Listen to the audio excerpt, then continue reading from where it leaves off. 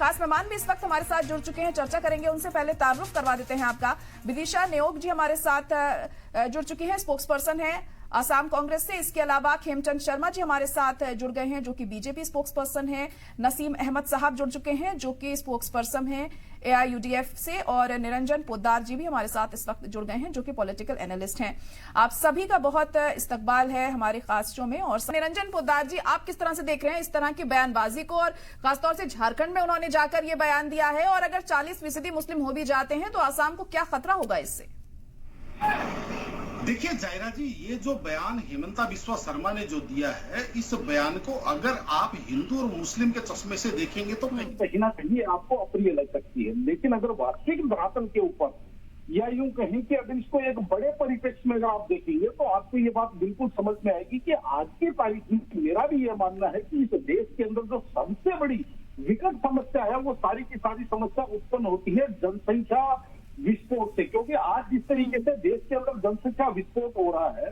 और जिस तरीके से आप ये समझ लीजिए भारत दुनिया का जनसंख्या के मामले में एक नंबर यानी कि चाइना को भी पीछे छोड़ चुका है। और इसको भी आपको समझना पड़ेगा कि जब जनसंख्या विस्फोट होता है तो संसाधन उतने ही होते हैं, जमीनें उतनी होती हैं, व्यवस्थाएं उतनी होती हैं, व्यवस्थाओं के अंदर या जिसको कहें उत्पादन के अंदर उतनी बढ़ोतरी नहीं होती जितनी जनसंख्या की जरूरत पड़ती है। और उसके अंदर भी देखिए जिस तरीके से अगर मैं बात करूं इसके अंदर हिंदू और मुसलमान को छोड़ दीजिए, लेकिन एक चीज तो आपको भी माननी पड़ेगी कि जो फर्टिलिटी रेट है वो कहीं ना कहीं जो मुस्लिम वर्ग है उसके अंदर कहीं ना कहीं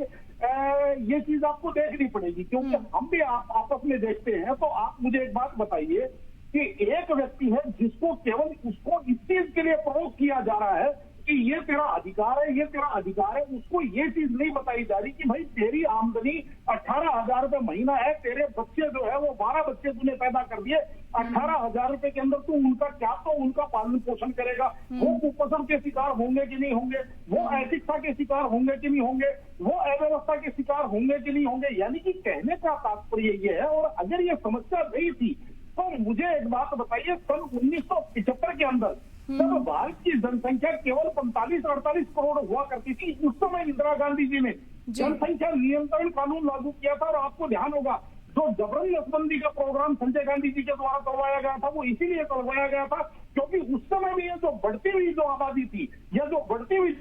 थी ये सबसे बड़ी समस्या लगती थी। और आज भी 48-49 वर्ष के बाद में जायरा जी मैं ये मानता हूँ कि अगर उस समय उनका ये प्रोग्राम सफल हुआ होता, संजय गांधी जी का जो जनसंख्या नियंत्रण वाला प्रोग्राम उनका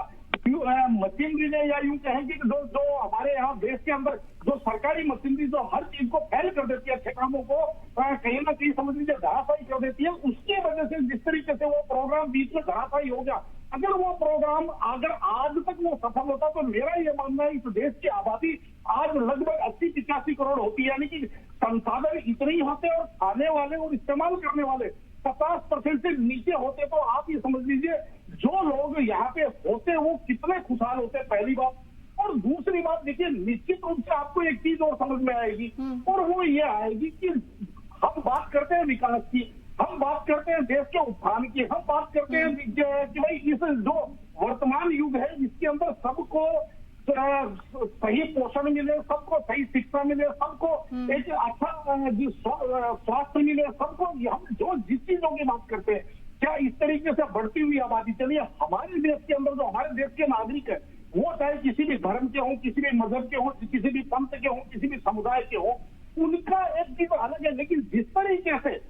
यहाँ पे हमारे देश को एक धर्मशाला समझ लिया जाता है, चाहे वो बांग्लादेश से आए, चाहे वो आप म्यांमार से आए, चाहे वो रोहिंग्या आए, और उनको जिस तरीके से केवल और केवल एक समुदाय विशेष की वजह से अगर उनको यहाँ पे आसन दे दिया जाता है, पत्र दे दिया जाता है, तो जायरा जी मुझे एक बात बताइए कि जो ऑलरेडी है यानी कि मेरे घर में अगर मेरे पास 12 बच्चे हैं और मेरी आमदनी उतनी नहीं है, मेरे पास उतने संसाधन जी बिल्कुल देखिए यहाँ पर अवेयरनेस फैलाने की भी बहुत ज्यादा जरूरत हो जाती है। निरंजन पोद्दार जी देखिए बयान तो सामने आया है यहाँ सीएम का, लेकिन इस बयान को इस वक्त पर देने के क्या मायने यहाँ पर समझे जाएं, क्योंकि झारखंड में उन्होंने ये बयान दिया और वहां पर इलेक्शन भी है और जिस तरीके से हिंदू मुसलमान का जो टॉपिक है एक चुनावों के दौरान काफी हम देखते हैं कि उछाला जाता है इस मुद्दे को, क्या ये एक बड़ी वजह इसके पीछे हो सकती है जो इस तरह की बयानबाजी यहां पर कही गई है? और आंकड़ों में भी हम देख रहे हैं कि काफी फेरबदल यहां पर किया गया है, हकीकत कुछ और ही है और दावा कुछ और किया जा रहा है। देखिए जायरा जी, यहाँ पे दो पहलू हैं। पहला पहलू अगर बात करें हम बयान की, तो निश्चित रूप से आज ये समझ लीजिए कि आज इनके इन बयानों का कोई विशेष मूल्य है नहीं, ना इस पक्ष में ना उस पक्ष में। केवल और केवल ये बयान चिढ़ाने वाले बयान माने जाएंगे। हो सकता है उनकी बात में दम हो, उनकी बात में उनकी बात का एक पक्ष हो, लेकिन मैं ये बात इसलिए कह रहा हूँ कि इसका मूल्य इसलिए नहीं है कि हिमंता बिस्वा शर्मा कोई सामान्य व्यक्ति तो है नहीं। एक राज्य के मुख्यमंत्री है, भारतीय जनता पार्टी के टॉप 100 लीडर में से एक है। उसके अलावा चाहे गिरिराज सिंह की बात कर ले, चाहे हिमंता बिस्वा शर्मा की बात कर ले, चाहे आप शुभेंदु अधिकारी की बात कर ले, चाहे भारतीय जनता पार्टी के राष्ट्रीय अध्यक्ष जेपी नड्डा जी की बात कर ले, जब ये मंच पे जाते हैं और चुनावी भाषण करते हैं उस टाइम इनको ये जो जनसंख्या की, हिंदू मुसलमान की, डेमोग्राफी की और ये सारी की सारी बातें करते हैं। लेकिन मुझे ऐसा लगता है कि कहीं ना कहीं ये सारी की सारी चीजें भी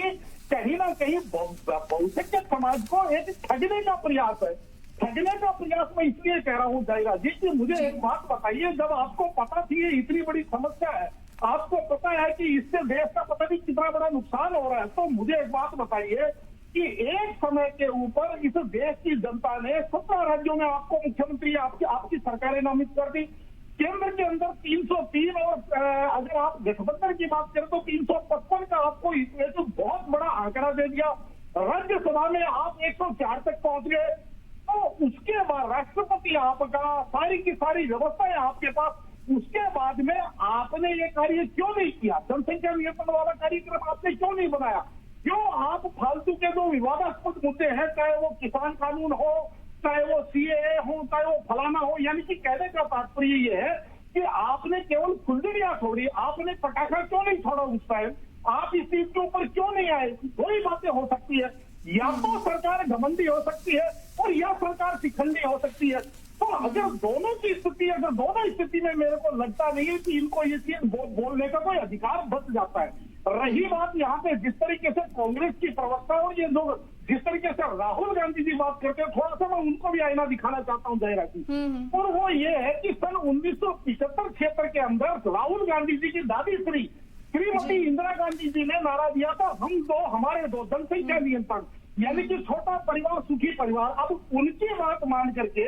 जो मेरे दादा परदादा हैं, मेरा जो वर्ग है, उन्होंने उस टाइम जनसंख्या नियंत्रण कर दिए, यानी कि हम दो भाई हैं, दोनों भाइयों के दो बच्चे। लेकिन उसके बाद में 48 साल बाद में राहुल गांधी जी आकर के कहते हैं कि जिसकी जितनी संख्या भारी उसकी उतनी हिस्सेदारी, यानी कि कहने का तात्पर्य ये है कि हमें उस समय इसका मतलब ठगा गया था, धोखा दिया गया था। अगर हमें ये पहले पता होता कि इनका पोता संख्या बल के आधार पर हिस्सेदारी देंगे तो हमारे दादा परदादा भी 12-15 बच्चे कर सकते थे। लेकिन हमने इनकी दादी, तो कहने का तात्पर्य जिस तरीके से कांग्रेस भी आज की तारीख में उस समाज को धोखा दे रही है, जिस समाज ने कांग्रेस की पूर्व इंदिरा गांधी, संजय गांधी जी की बात मान करके अपने यहाँ 2 बच्चे 1 बच्चा किया, और जिनकी आज संख्या बल के अंदर समाज के अंदर उनकी समझ लीजिए कि नगण्य भूमिका हो गई। अब अगर उनको यहाँ दरकिनार किया जाता है, ये गिनाया जाता है कि सारी की सारी संसाधन केवल 85% लोगों को दिया जाए, 15%। जी बिल्कुल, देखिए कहा जाए तो तमाम जो सियासी दल हैं सिर्फ सियासत करते हुए नजर आते हैं। निरंजन पोद्दार जी के पास आना चाहूंगी मैं। देखिए एजुकेशन बहुत जरूरी है निरंजन पोद्दार जी, और कहीं ना कहीं अगर पॉपुलेशन की बात होती है तो उसे कंट्रोल करने के लिए पढ़ाना बहुत जरूरी है और उसको लेकर अहम कदम उठाना जरूरी है। आपको क्या लग रहा है, क्या इस मुद्दे पर ज्यादा फोकस होना चाहिए? निश्चित रूप से जायरा जी, मैं आपको बता रहा हूँ, किसी भी जाति का हो, किसी भी धर्म का हो, किसी भी पंथ का हो, किसी भी समुदाय का हो, हर व्यक्ति का जो इस धरती के ऊपर आया, उस हर व्यक्ति का अधिकार है कि वो अच्छा खाए, अच्छा रहे, अच्छा पढ़े, अपने जीवन को बहुत सुंदर और बहुत जिसको कहते हैं बहुत शानदार जीवन जिए। लेकिन होता क्या है कि कहीं ना कहीं गुर्बत की वजह से या जहालत की वजह से जिस तरीके से बहुत बड़ा वर्ग देश के अंदर, आप इसी चीज से अंदाजा लगा लीजिए कि सरकार को आज भी 80 करोड़ लोगों को 5 किलो राशन देना पड़ता है। तो यहाँ से आप अंदाजा लगा लीजिए कि इस देश के अंदर जहालत और गुर्बत की क्या स्थिति होगी। लेकिन यहाँ पे हम जिस टॉपिक को लेकर के बैठे हुए और खेमचंद शर्मा जी से मैं एक सवाल पूछना चाहता हूँ जयदेव जी कि आप मुझे एक बात बताइए, क्या भारतीय जनता पार्टी के अंदर हिमंता बिस्वा शर्मा, गिरिराज सिंह या जो शुभेंदु अधिकारी यानी कि किस कैटेगरी के नेताओं की कोई सुनवाई नहीं है भारतीय जनता पार्टी के अंदर? और अगर सुनवाई नहीं है तो वो वहां मंच के बजाय अपने पार्टी फोरम पे ये बातें क्यों नहीं उठाते? और आप मुझे एक बात बताइए, 10 साल जब आपके पास तगड़ी सरकार थी तब आपने जनसंख्या विस्फोट के ऊपर कोई काम नहीं किया। जी, चलिए, आप सभी का बहुत शुक्रिया हमारे साथ जुड़ने के लिए।